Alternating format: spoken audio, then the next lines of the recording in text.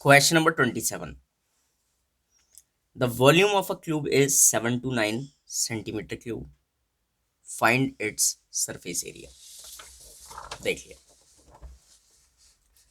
सबसे पहले लिखते हैं सॉल्यूशन। क्या दे रखा है इन्होंने?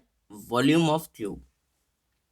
तो अगर मैं कहूं वॉल्यूम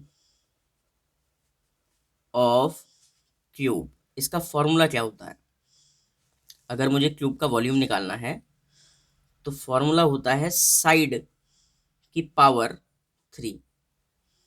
जो भी साइड है उसका क्यूब कर दो। इसको सॉल्व करने से मिलता है वॉल्यूम। लेकिन हमें वॉल्यूम दे रखा है कितना? 729 सेंटीमीटर क्यूब। तो इससे हम क्या करेंगे? साइड निकाल लेंगे। देखो, अगर मुझे साइड निकालनी है तो यहां से पावर 3 हटानी पड़ेगी। तो अगर पावर 3 हटानी है ना, तो इसके ऊपर इस तरीके से क्यूब रूट आ जाएगा। ये 3 पावर जो है ना, यहां लिखकर ऐसे सिंबल, और ये चीज ऐसी रहेगी। इतनी बात समझ गए? अब आप क्या करो, 729 के फैक्टर लो।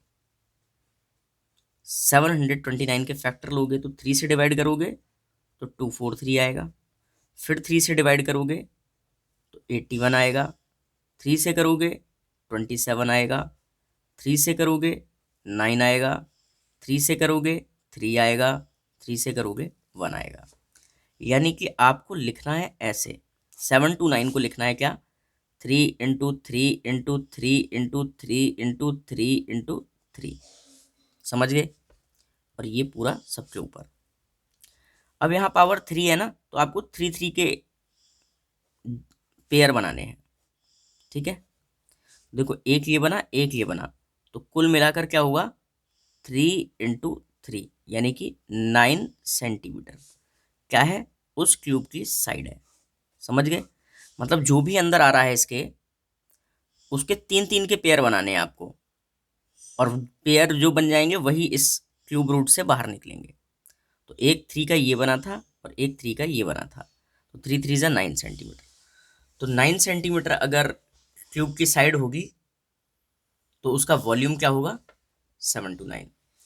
क्वेश्चन में इसने हमसे पूछा फाइंड सरफेस एरिया। तो अगर मैं कहूं सरफेस एरिया, ठीक है, तो फॉर्मूला होता है इसका 6 मल्टीप्लाई जो भी साइड है उसका स्क्वायर कर दो। 6 ऐसे लिखा, साइड कितनी है अभी निकाली हमने? 9 सेंटीमीटर। इसका क्या कर दो? स्क्वायर। तो 6 ऐसे ही 9 सेंटीमीटर की पावर 2 है, तो इसको 2 बार लिखना पड़ेगा मल्टीप्लाई में, क्योंकि पावर 2 है ना, तो 2 टाइम्स। अब देखो, 9 9 का क्या होता है? 81, और उसकी मल्टीप्लाई किससे करनी है? 6 से। तो कितना आया? 486 सेंटीमीटर स्क्वायर। यही हमारा आंसर है। उसने हमसे पूछा था सरफेस एरिया कितना है, तो वो कितना है? 486 सेंटीमीटर स्क्वायर। चलते हैं अब नेक्स्ट क्वेश्चन पर।